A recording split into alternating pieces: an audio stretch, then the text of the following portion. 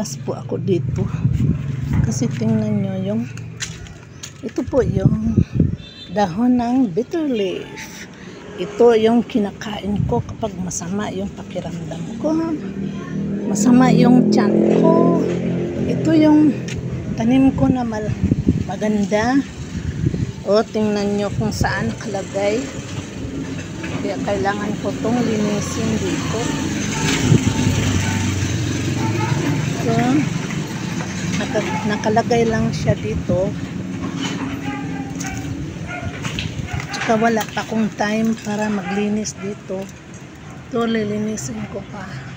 Ito yung mga bulaklak namin na iba't ibang kulay.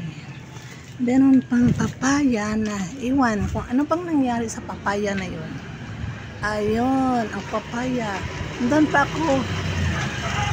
Andyan pa yung orchids ko na Vanda na orchids. Violet po yung kulay niya.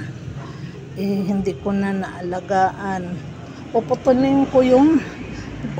Ipaputol ko yung mga sanga dyan para mamulak yung Vanda at saka dancing lady ko po. Kasi bayabas po yun. Kaya yung mga halaman ko, hindi ko pa nalinisan. Sayang naman. Oh, ito maliit po yun. Ito maliit po yun na snake plant. Ano ba yung tawag doon? Tapos yung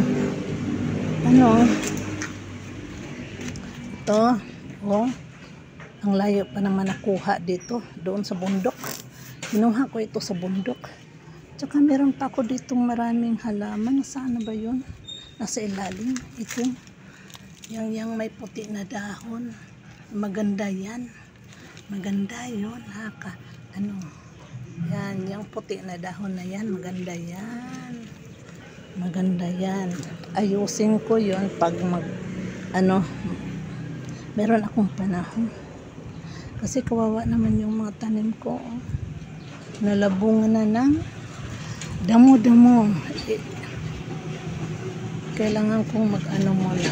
Ito ang pine tree namin. Isang beses lang po siyang nagkaroon ng bulaklak.